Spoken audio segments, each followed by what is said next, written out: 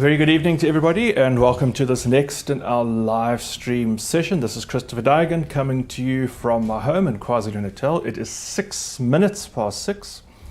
We encountered our dreaded streaming issues once again as we went live at about 3 minutes to it just simply wheelsed up and says, sorry, your connection today is not good enough. So we've restarted, reset the stream, tried a few times, and it looks like we're back. So we're back in the room, so to speak.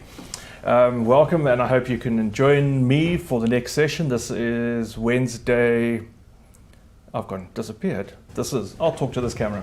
This is Wednesday, the 18th of August, 2021. I'm taking deep breaths. It's always very unsettling and very disconcerting when the stream fails and we're not sure what we're going to do, but it looks like it's recovered and it's suddenly decided that the streaming connection is perfect. Well, let's hope it stays that way. Of course, if it doesn't and it does become problematic, the stream is being recorded, and if the stream is full of errors and blips, we will upload a perfect version for you to watch so that it will be perfect from our side. I'm not how sure your streaming quality will be, but our streaming quality, our side, will be perfect. That will be uploaded today, and it usually is ready at about 10 or 11 o'clock this evening. So, Barry's pointing me. I'm going to talk to this camera, and I'll be back in the normal way of things. So this evening's program, another of our World Cafe, music from around the world, some dance music, some music from so many different backgrounds and different countries and different cultures and different time periods. One of my own pieces, some contemporary music, some very old English music, and some tango from Brazil and Argentina. And first of all, you will notice that this season, the time of season, it's been a beautiful day again today, a little bit sort of almost grey and overcast, but very warm. Even last night it was very warm. It seems the cold spells that we've had recently are gone for the minute, but I'm sure they're coming back pretty soon. So a lovely, lovely warm day today, and you'll see the orchids have responded. Many people have commented on Barry's beautiful orchids, which have come out the greenhouse. They've flowered a little bit late this year, and we were watching some of the streams last year and realized they had started flowering quite brilliantly a lot earlier. They've been misbehaving and been sulking a little bit. They've had their own mind of their own, I think, but they're certainly doing well. So beautiful orchids, really so many beautiful orchids this evening, as well as a number of cut flower orchids which we purchased and were given by Derek Bennett, who is an Eston. As I said on my stream on Saturday, you can see and find Derek's cut flower orchids, the stems, at various shops in Durban, North Umhlanga, as well as in Pietermaritzburg supermarkets. And very grateful for Derek. He sold us a number of plants as well as gave us a number of really, really beautiful combinations and colors. So Barry's going to work through them this evening. There's a lot for him to look at. And I'm going to play lots of music for you this evening. Just also on Saturday night's program, the Schubert program was very well received. Thank you for so many people who have commented and responded. Looks like I've had a wardrobe malfunction in the middle of our stream mishap. It's the Schubert music, the sonata that I played, the G major sonata in particular, seems to have really caught many people's attention. It's such serene and pure, beautiful music that it really has caught a number of people, even by surprise. They didn't quite think that Schubert's music was quite so engaging. And I know a number of people have watched that stream repeatedly, more than once. In fact, a couple of people have said they've actually watched it every day since Saturday. So if you haven't seen it, do please go and watch it, the Why Schubert program from Saturday. And a couple of weeks ago, I played a program in this Wednesday session of music that I decided to just stick with one key, and I played everything in C major, and it worked particularly well. So I'm going to do the same tonight. Tonight I am choosing the key of A minor. So everything you are going to hear is in the key of A minor. It could be a little bit melancholic, but also you'll see there's so many different moods and colors that come through this particular tone. Just to recap, the idea of keys, why we talk about keys often is that composers will compose a number of pieces like Beethoven sonatas or Chopin nocturnes. There'll be a number of pieces in the same key. So there'll be 2 or 3 nocturnes in E flat major, which is why we use the opus numbers, but we generally use them so we know it's the nocturne in E flat as opposed to the nocturne in F major or the nocturne in G major, because there usually is only one of them. In Chopin's case, there often are more. That's why, as I say, the opus numbers come and help. And the idea about a key really is that all music, general practice period, begins and ends in the same key. It gives us a sense of finality, gives us a sense of place. So for instance, if I'm playing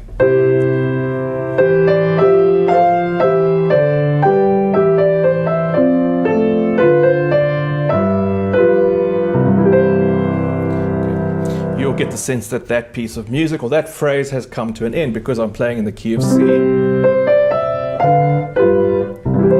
And I end that phrase or that piece of music in C major. If I were to end it at play in C and ended it in a different key,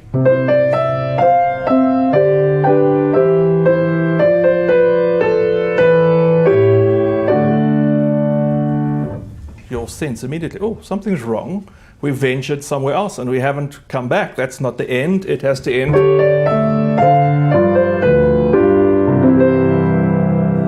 Okay, now we've come home. So we've finished in our home key. You can call it a home key. It's a good way to think of it. As I say, almost all music we deal with, popular, classical, ends and begins in the same key. The idea and the structures of music are based around the fact that there's a meandering. You go on a bit of a trip like the Midlands meander or a bit of a journey through various keys, and the instability is created, but you always come back to the final point, and that gives us the sense of coming home and the sense of finality. That's why we know when the piece is over and we know when not to clap in the wrong place. How often does that happen?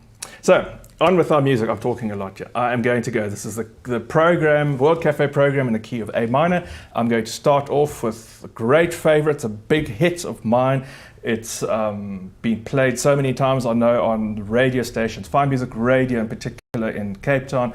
Rodney Trojan, my colleague, radio pronouncer, a good friend, is very fond of this piece. In fact, people have complained that he's played it too often.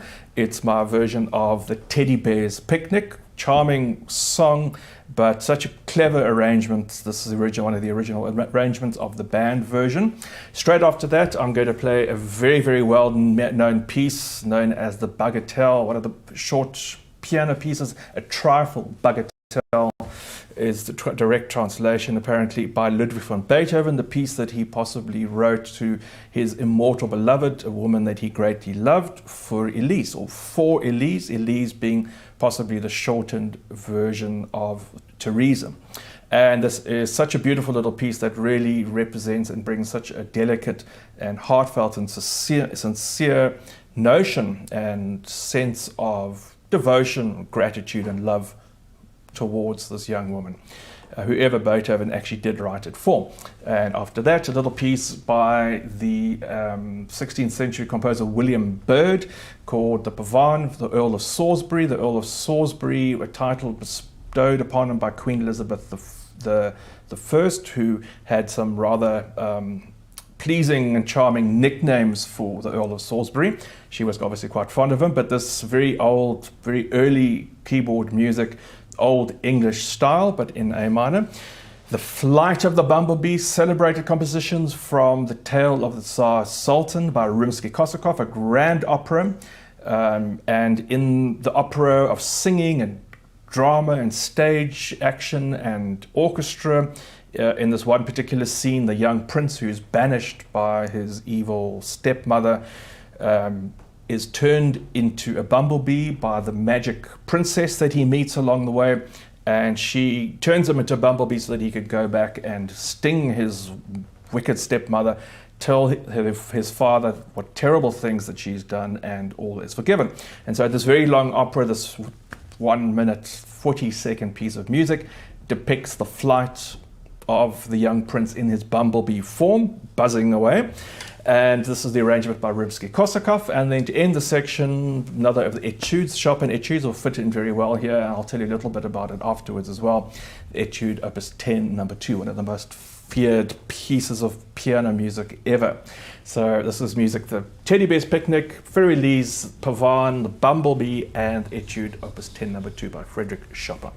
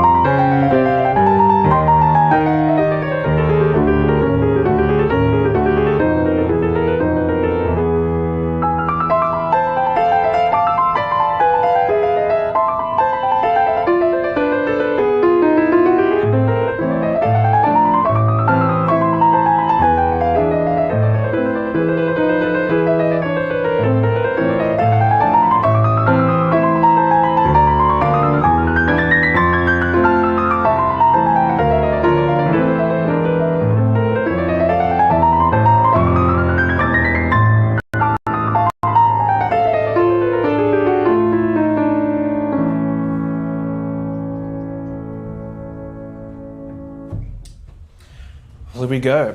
That was less than successful. Come back to that one at the end. So I am going to start off then with the Teddy Bear's Picnic. That's what you heard. Fairy that beautiful composition, the most celebrated, I think probably the most often played piece of piano music ever, apparently. The Pavane, the Earl of Salisbury by William Byrd, Flight of the Bumblebee by Rachmaninoff, and the Etude Opus 10 number 2 by Rachmaninoff. And the reason it's such a difficult piece, and I made the terrible mistake of not thinking about it very clearly, and I played at the same tempo as the Bumblebee, which is an absolute disaster. And the reason why this piece of music is so difficult is that, like the Flight of the Bumblebee, Chopin asks you to play these what we call chromatic scales going up and down. So instead of which is a minor scale, he asks you to play all the notes, the black and the white notes together, for the entire piece. That would be easy, but what he does to make it really difficult is he asks you to play that entire idea of chromatic scales with only your third, fourth, and fifth fingers, while the rest of your hand, your thumb and your first finger, play chords. So,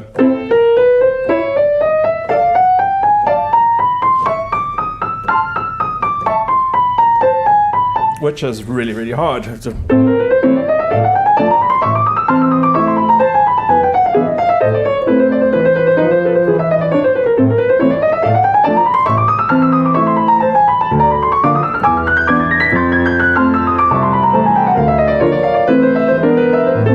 A little bit slow. You can see it's already a bit better. Anyway, it's one of those dreadful pieces of music because unless you get it absolutely right, your hand just goes into the most unbelievable cramps and impossible to play. As I say, one of the most feared, one of the most difficult pieces, I think, of all piano music, but also in the key of A minor. And the other excuse, of course, I got it horribly wrong. Apologies. I was just saying that everything ends and begins and ends in A minor, and of course I played the Teddy Bear's Picnic, which is correct in A minor, but the second section is an F major. So it ends in F major, not an A minor. But nevertheless, it's a charming piece of music. So I hope you enjoyed that opening selection of 5 pieces for this evening's World Cafe Piano Hour. Everything is in the key of A minor tonight, so I am venturing through a number of different genres and different styles. I'm going to carry on with a composition by the 17th century harpsichord composer Jean-Philippe Rameau, his Gavotte et Six Doublets, or a gavotte, which is a stately dance, not dissimilar to the Pavane of William Byrd, but then a number of 6 variations after it. So he repeats the same melody, the same chords, the same structure, the same pattern of that gavotte, but with greater ornamentation in the right hand, the left hand. It sounds like there's 3 hands at one point, some virtuoso repeated notes, which is very tricky to play. Straight after that, I'm going to play something a little bit easier, one of my own pieces, which I've called Children's Song. It's a piece of music that I created many, many years ago, but it's a very simple idea, just interested repeating chords and colors.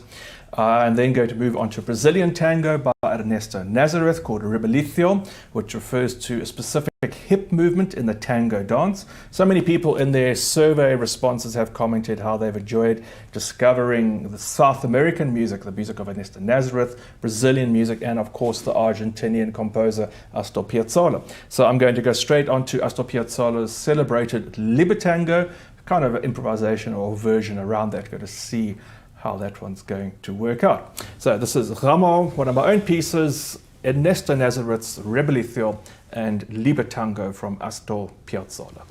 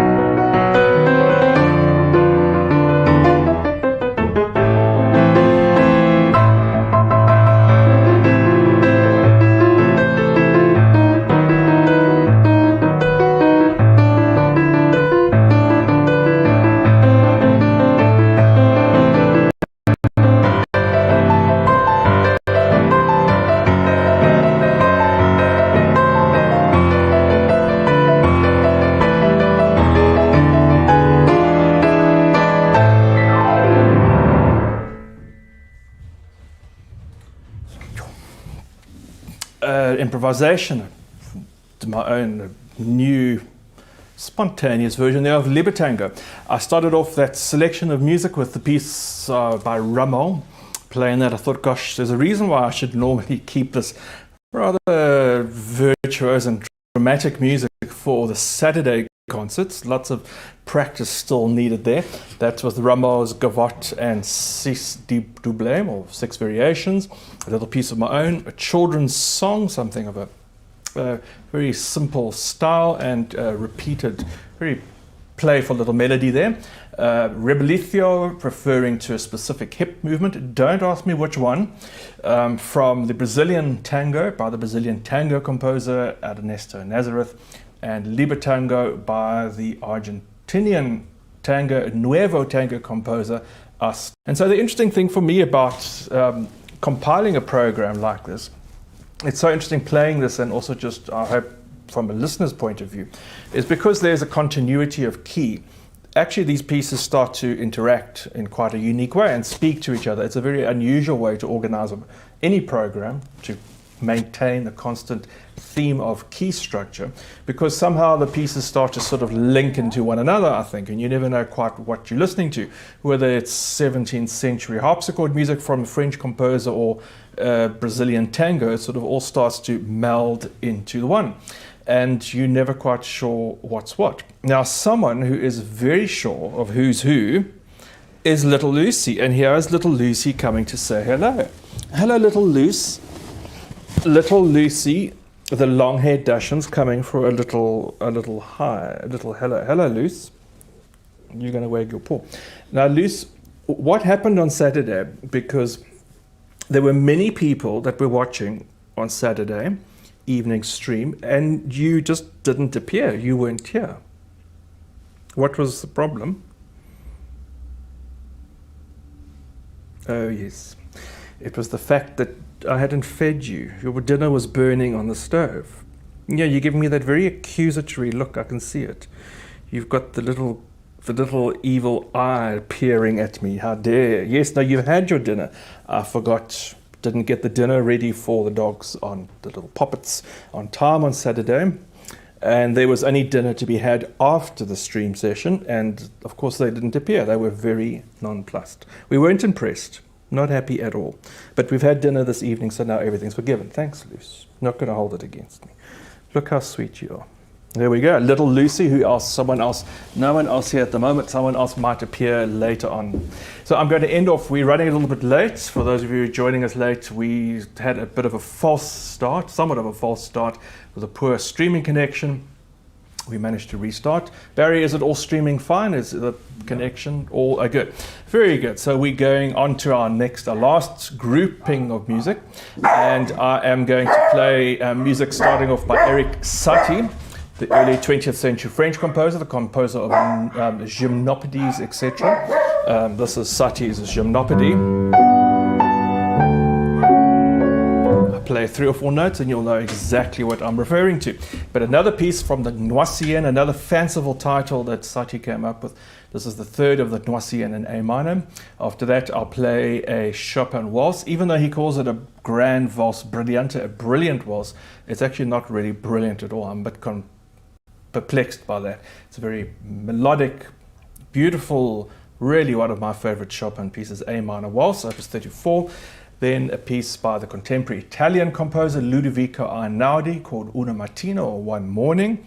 And then a very unusual, a real jump from Einaudi and Satie to Johannes Brahms.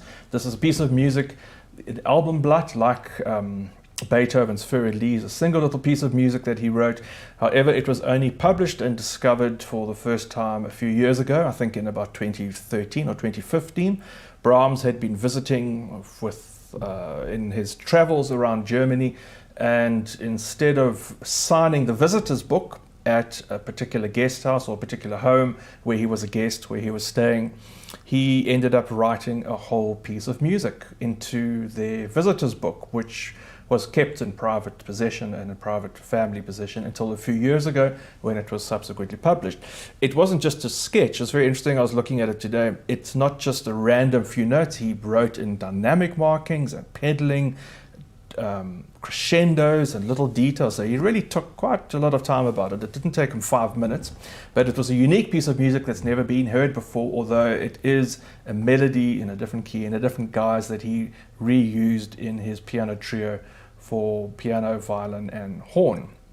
So if it sounds familiar, that's why. But it's quite amazing that Brahms wrote this music all these years ago, many years ago, probably in about 1850 something, and only so many years, 150 years later, it appears for the first time. And then I'm going to end off this evening's session with a very strident piece of music that I often start my concerts in A minor, although it ends in A major, on the upbeat positive, Mozart's Turkish Rondo, or the Rondo alla Turca.